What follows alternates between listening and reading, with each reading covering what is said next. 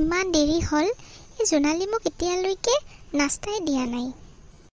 কালি মই কিমানবাৰ কৈছোঁ, আজি ৰাতিপুৱা মই সোনকালে অফিচত যাম, বহুত কেইখন ইম্পৰ্টেণ্ট মিটিং আছে। তথাপি এই ছোৱালীজনীৰ গাতেই নালাগে মোৰ কথা। নাজানো আৰু বা কিমান সময় লাগিব, নোখোৱাকৈয়ে যাব লাগিব নেকি আজি অফিচত। মা, আপুনি ৰেডি হ'ল নেকি? মই আপোনাকে মাতিব গৈ আছিলোঁ। মই কিমান সময়ৰ পৰা চাহ নাস্তাৰ কাৰণে ৰখি আছোঁ তুমি জানা? মই কিমানবাৰ কৈছোঁ যে আজি সোনকালে মই অফিচত যাম, মোৰ বহুত ইম্পৰ্টেণ্ট মিটিং আছে। তথাপি তোমাৰ গাত নালাগে নহয়। চৰি মা, মোৰ উঠোতে অলপমান লেট হৈছিল, সেইকাৰণে নাস্তা বনোৱাটো লেট হ'ল। আপুনি বহক, মই আপোনাক নাস্তা দিওঁ। অ' প্লিজ, তুমি এইবোৰ এক্সকিউজ মোক নিদিবা। মই এইবোৰ নুশুনো। এতিয়া সোনকালে মোক নাস্তা দিয়া, মোৰ বহুত লেট হৈছে। দুখীয়া ঘৰৰ ছোৱালী এজনী বিয়া পাতি লৈ আহি আমাৰ মান সন্মানটো সকলো শেষ কৰি দিছে। এতিয়া ছোৱালীজনীয়ে আমাৰ ঘৰৰ মানুহৰ দায়িত্ব পালন কৰিব নোৱাৰে। গুড মৰ্ণিং মা। গুড মৰ্ণিং নয়ন। তুমি এতিয়াও ৰেডি হোৱা নাই অফিচত যাবৰ কাৰণে? জানাই দেখোন আজি বহুত কেইখন ইম্পৰ্টেণ্ট মিটিং আছে। মোৰ ভালকৈ মনত আছে মা, আপুনি যোৱা, মই গৈ আছোঁ। মই দেখি আছোঁ তোমাৰ কামৰ প্ৰতি অলপো গুৰুত্ব নাই। এনেকুৱাকৈ চলি থাকিলে আমাৰ কোম্পানীখন এদিন ডুবি যাব, সেইটো কথা মনত ৰাখিবা। সেনেকুৱা দিন কেতিয়াও নাহে মা, আপুনি চিন্তা কৰিব নালাগে। এই দুখীয়া ঘৰৰ ছোৱালীজনী আনি সেনেকৈ তুমিতো আমাৰ মান সন্মান নষ্ট কৰি দিছাই। এতিয়া কোম্পানীত যদি কিবা এনেকুৱা প্ৰব্লেম হয় তেতিয়া আমাৰ কি হ'ব সেইটোও ভাবি চাবা তুমি। মা, আপুনি কথাই প্ৰতি জোনালীক ইমান অপমান কিয় কৰে? তাই দুখীয়া হ'ল বুলি তাইৰ কোনো সন্মান নাই নেকি? মোৰ ওচৰত দুখীয়া মানুহৰ কোনো সন্মান নাই, সিহঁতৰ কোনো ষ্টেটাছ নাথাকে মোৰ ওচৰত। মই যোৱাকালিয়ে কৈছোঁ যে আজি মোৰ বহুত কেইখন ইম্পৰ্টেণ্ট মিটিং আছে। তথাপি তোমাৰ ৱাইফ এতিয়াহে মোক চাহ দিব ওলাইছে। ৰাতিপুৱাৰ পৰা কি কৰি আছিল? গুৰুত্ব নাই? পৰিয়ালৰ মানুহে কেতিয়া নাস্তা খাব নাখাব সেইবিলাক একো ঠাণ্ডাই নাথাকে তোমাৰ ৱাইফৰ। মা, আপুনি জানে যে জোনালী ঘৰৰ সকলো দায়িত্ব পালন কৰাৰ পিছতহে আৰু ৰাতি সকলোৱে শোৱাৰ পিছত শুৱে, আৰু আমি সকলোৱে উঠাৰ আগতে তাই আগত উঠে। কেতিয়াবা তাইৰ অলপমান লেট হ'ব পাৰে, তাতে আপুনি যে ইমান ডাঙৰ কথা ইয়াক ক'ব, সেইটো মই কেতিয়াও মানি নলওঁ। আৰু আপোনাৰ ডাঙৰ বোৱাৰী দেখোন ৰাতিপুৱা 10টা বজালৈকে শুই থাকে, আপুনিতো তাইক একো নকয়। নয়ন, তুমি কথা ভালকৈ ক'বা। তোমাৰ বৌ কেনেকুৱা ফেমিলিৰ ছোৱালী তুমি নাজানা নেকি? ইমান ধনী ঘৰৰ ছোৱালী, তাইক মই ৰাতিপুৱা সোনকালে কেনেকৈ উঠিব দিওঁ? যেনেকৈ আপুনি জোনালীক উঠিব দিয়ে, তেনেকুৱাকৈ আপোনাৰ ডাঙৰ বোৱাৰীকো উঠিব দিব। আৰু মোৰ ৱাইফক আপুনি ইমানবোৰ ঘৰৰ কাম কৰায়, তথাপি মই একো নকওঁ। তাৰোপৰি আপুনি ইমানবোৰ বেয়া কথা ইয়াক শুনাই আছে যে। মা, নয়ন, এইবোৰ বাদ দিয়া, আপোনালোকে আহা নাস্তা কৰা। সকলোবোৰ কথা ইমান সহজভাৱে নল'বা জোনালী, নহ'লে সকলোৱে তোমাৰ ভালটোৰ ফাইদাত হ'ব। সকলোবোৰ কথাই ইমান সহজভাৱে নল'বা জোনালী। অহ নয়ন, ৰাতিপুৱাই তুমি এইবোৰ কিয় আৰম্ভ কৰিলা? আহা, মই সকলোৰ কাৰণে ৰাস্তা ৰেডি কৰিছোঁ। এতিয়া নাস্তা খাই তোমালোকে অফিচত যোৱা। হ'ব, এতিয়া এইবোৰ নাটক কৰিব নালাগে। মোৰ ল'ৰাটোৰ আগত তুমি মোক বেয়া কৰি দি আছা নহয়নে? মা, আপুনি ভুল বুজি আছে, তেনেকুৱা একোৱেই নহয়। মই সকলো বুজি পাওঁ। তোমালোকৰ নিচিনা ছোৱালীবোৰে আৰু কি কৰিব পাৰি? দুখীয়া ঘৰৰ কোনো ষ্টেটাছ নোহোৱা ছোৱালীবোৰ কেৱল ঘৰত এনেকুৱাকৈ কাজিয়া লগাইহে দিব পাৰে।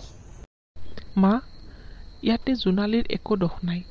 আপুনি নিজে এবাৰ ভাবি চাব পাৰে যে আপুনি যিটো কৰি আছে সেইটো একদম ৰাইট নহয়। মা, প্লিজ আহক, আপুনি নাস্তা কৰক, আপোনাৰ লেট হৈছে নহয়। মা, আপুনি ৰেডি হৈছে? নয়ন, তুমি এতিয়াও ৰেডি হোৱা নাই? তুমি আজি অফিচ নোযোৱা নেকি? আপোনালোকে যাওক দাদা, মই যাই আছোঁ। নীলিম, এতিয়া অফিচৰ সকলো দায়িত্ব তুমিয়ে ল'ব লাগিব। বেলেগৰ আশা কৰি আৰু থকা নাযাব। কিয় মা, কি হৈছে? সকলোৱে তোমাৰ নিচিনা ৰেছপনচিবল নহয় যে। মা, দাদা, আহক আপোনালোকে নাস্তা কৰক। এইবোৰ কথা বাদ দিয়ক না। দাদা, বৌ এতিয়ালৈকে উঠা নাই? তুমিতো জানাই নয়ন, তোমাৰ বৌ অলপ লেটকৈ উঠে, আৰু আজি তাতে তাইৰ গাটো ইমান ভাল নহয়। কি? এইবোৰ তুমি কি কৈ আছা? ৰিম্পীৰ গা ভাল নহয় আৰু তুমি তাইক তাইক তই অফিচত যাব ওলাইছা? আজি অফিচৰ সকলো কাম মই কৰিম আৰু যিমানবোৰ মিটিংছ আছে মই এটেণ্ড কৰিম। তুমি ঘৰতে তাইৰ লগত থাকা। নাই নাই মা, তেনেকুৱা ইমান ডাঙৰ প্ৰব্লেম নহয়। এনেই গাটো ইমান ভাল নহয় তাইৰ, সেইটোৱেই। মই অফিচ যাব পাৰিম, কোনো প্ৰব্লেম নাই। জোনালী, আমি সকলোৱেতো অফিচত যাম। আজি কিন্তু তুমি ডাঙৰ বাৰীৰ সকলো দায়িত্ব ল'ব লাগিব আৰু ৰুমতে সেয়া কি কি লাগে দি দিবা। ঠিক আছে মা, আপোনালোকে চিন্তা নকৰিব, মই ডাঙৰ বাইদেউক ভালকৈ চাম। এতিয়া আহক, আপোনালোকে নাস্তা কৰা। মা, আপুনি কিন্তু আচৰিত দেই। কিয়? কি কৰিলোঁ আৰু মই? সিদিনা গাৰ্ডেনত কাম কৰাৰ সময়ত জোনালীৰ ভৰিখন কিমানকৈ কাটিছিল আপুনি হয়তো দেখা নাই। ইয়াৰ খোজ কঢ়াতে ইমান প্ৰব্লেম হৈ আছিল, কিন্তু তথাপি এনেকুৱা এখন ভৰি লৈ ঘৰৰ সমস্ত কাম কৰিছে। আৰু আজি বৌৰ অলপমান গাটো গৰম হোৱাৰ লগে লগে আপুনি জোনালীক অৰ্ডাৰ দিল যে ইয়াৰ সকলো দায়িত্ব ল'ব লাগিব। মই জানো মা, আপুনি জোনালীক পচন্দ নকৰে, কিন্তু আপুনি যদি তাইক পচন্দ নকৰে তথাপিও আপুনি এইটো একচেপ্ট কৰিব লাগিব যে তাই এইখন ঘৰৰ বোৱাৰী হয়, মোৰ ৱাইফ হয়। জোনালীয়ে নিজে মুখ খুলি মোক কেতিয়াও এইখন ঘৰত তাৰ প্ৰতি হোৱা অত্যাচাৰৰ কথা কোৱা নাই মা, কিন্তু তথাপিও মই নিজে গম পাওঁ আপুনি কেনেকুৱা ব্যৱহাৰ কৰে। মই কি অত্যাচাৰ কৰিলোঁ তোমাৰ ৱাইফৰ ওপৰত?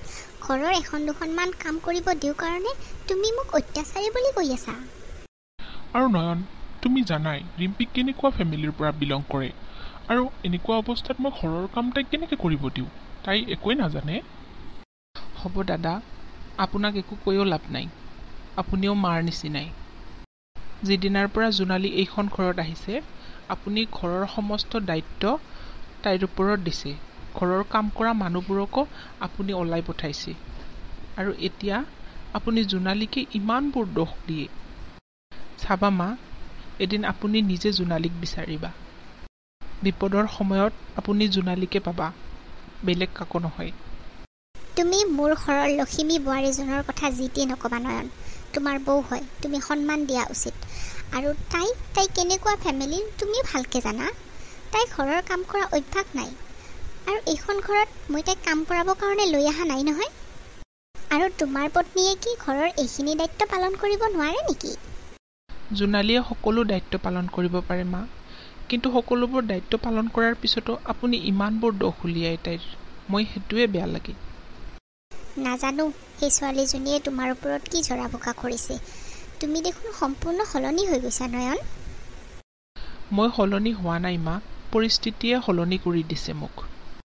এই দুখীয়া ঘৰৰ ছোৱালীজনীক লৈ ইমান অহংকাৰ কৰি আছে। আহা নীলিম, আমি নাস্তা কৰি অফিচত যাওঁ। এইবোৰৰ কাৰণে আৰু সময় নাই আমাৰ লগত। ব'লা মা। অঁ বাইদেউ, আপুনি উঠিছে নেকি? আপোনাৰ গাটো বোলে ভাল নহয়, সেইকাৰণে মই আপোনাৰ কাৰণে খিচিৰি বনাই লৈ আহিছোঁ। আপোনাৰ গা বেয়া হ'লেতো খিচিৰিয়ে খায়। জোনালী, মোৰ খিচিৰি খাব অলপো ইচ্ছা যোৱা নাই। ৰাতিপুৱাই তুমি খিচিৰি কিয় বনাই লৈ আহিছা? লৈ যোৱা এইবোৰ। আপোনাৰ গা বেয়া হ'লে খিচিৰি খায় বুলি মায়ে মোক কৈ গৈছে, সেইকাৰণে মই আৰু খিচিৰি বনাই আনিছোঁ বাইদেউ। গা বেয়া হ'ল কাৰণে কি মই খিচিৰি খাম নেকি? নাখাওঁ, তুমি লৈ যোৱা এইবোৰ। আৰু প্লিজ মোক ইৰিটেট নকৰিবা, তুমি যোৱা ইয়াৰ পৰা। তেনেহ'লে আপুনি কি খাব বাইদেউ?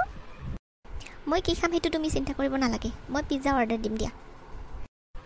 ঠিক আছে বাইদেউ, আপোনাৰ যিটো ভাল লাগে কৰক, কিন্তু অলপমান খিচিৰি খালে আপোনাৰ ভাল লাগিল হয়, সেইকাৰণে মই আপোনাক ক'লোঁ। হ'ব, তুমি এতিয়া যোৱা। আৰু এটা কথা কোৱাচোন, ৰাতিপুৱাই তুমি এইবোৰ কি ড্ৰেছ পিন্ধিছা? তোমাক কিন্তু বৰুৱা ফেমিলিৰ বোৱাৰী যেন লগা নাই দেই। কিয় বাইদেউ, কি হৈছে? একচুৱেলি মই ৰাতিপুৱাৰ পৰা কাম কৰি আছোঁতো, সেইকাৰণে। আৰু এইবিলাক ড্ৰেছ পিন্ধিলে মোৰ কমফৰ্টেবল হয়। তুমি মোক কামৰ কথা নক'বা জোনালী। তোমাৰ দেউতা দুখীয়া মানুহ, মই জানো। তেখেতে তোমাক ভাল কাপোৰো কিনি দিব পৰা নাই। ধনী দুখীয়াৰ লগত কি কথা আছে বাইদেউ? মানুহৰ যিটো কাপোৰ পিন্ধি কমফৰ্টেবল ফিল হয় সেইটো কাপোৰহে পিন্ধিব নহয়। তোমাৰো যে কিছুমান কথা। তুমি এদিন মোৰ লগত শ্বপিঙত যোৱা, মই তোমাক ভাল কেইযোৰমান ড্ৰেছ কিনি দিম। তোমাৰ লগত ভাল ড্ৰেছো নাই, সেইকাৰণে চাগে এইবোৰেই পিন্ধি থকা, নহয়নে? নালাগে বাইদেউ, মোৰ লগত ভাল ড্ৰেছ আছে, আৰু মোৰ এনেকৈ থাকিয়ে ভাল লাগে। সঁচাই জোনালী, তোমাক যদি হঠাৎকৈ কোনোবাই দেখে ঘৰৰ কাম কৰা মানুহ বুলি ক'ব। লোকৰ কথা শুনি থাকিলেতো নহ'ব বাইদেউ, মোৰ নিজৰ কামখিনিতো মই কৰিবই লাগিব। এইখিনি মোৰ দায়িত্ব, আৰু এইখিনি দায়িত্ব পালন কৰাটো মোৰ কৰ্তব্য। এটা কথা মানিছোঁ কিন্তু দেই জোনালী, তোমাৰ নিচিনা মিডিল ক্লাছৰ ফেমিলিৰ ছোৱালীবোৰ কথা কিন্তু বহুত ডাঙৰ ডাঙৰ ক'ব জানে দেই। আপোনাৰ যেনেকৈ বুজি ভাল লাগে আপুনি তেনেকৈ বুজা বাইদেউ। মই তাত মাত মাতি কি কৰিম? হ'ব ইমান ক'ব নালাগে। তুমি দুপৰীয়া কিবা ভাল চব্জি বনাবা। আৰু শুনা, ইভিনিং মোৰ এখন পাৰ্টি আছে, মই ড্ৰেছ এযোৰ ওলাই থৈ দিছোঁ, তুমি ভালকৈ ইস্ত্ৰি কৰি ৰাখিবা। ঠিক আছে বাইদেউ, মই কৰি থ'ম দিয়া। এই জোনালীজনীক এনেকুৱাকৈ টৰ্চাৰ কৰি যে কিমান ভাল লাগে, তাইতো সেইবোৰ বুজিয়ে নাপায়। ৰাতিপুৱাই মোৰ কাৰণে খিচিৰি বনাই আনিছে। নীলিমক মই কিমানবাৰ ক'লোঁ সকলোবোৰ সা সম্পত্তি আমাৰ নামত কৰি লোৱা, কিন্তু এখেতে মোৰ কথাটোত গুৰুত্বই নিদিয়ে। মা যদি দুজনৰ মাজতে সমানকৈ সম্পত্তি ভাগ কৰি দিয়ে তেতিয়াহ'লে এই জোনালীজনী আৰু মোৰ সমান লেভেলৰ হৈ যাব, আৰু এইটো মই কেতিয়াও হ'ব দিব নোৱাৰোঁ। মা বাৰু তেনেকুৱাটো নকৰিব, যিমানেই নহওক মইতো সিয়াৰ প্ৰথম বোৱাৰী আৰু সিয়াৰ ফেভৰেটো হয়, কিন্তু প্ৰথমতে মোক নীলিমক পতাব লাগিব, তাৰপিছত মাক পতাম। গাটো এতিয়া অলপ ভালেই পাইছোঁ, এতিয়া শ্বাৱাৰ লওঁ, তাৰপিছত আজি পাৰ্লাৰত এপইণ্টমেণ্ট লৈ থৈ দিছোঁ নহয়, তাতেও যাব আছে। ইভিনিং আৰু পাৰ্টিত যাবলগীয়া আছে, সেইকাৰণে সোনকালে ৰেডি হ'ব লাগিব।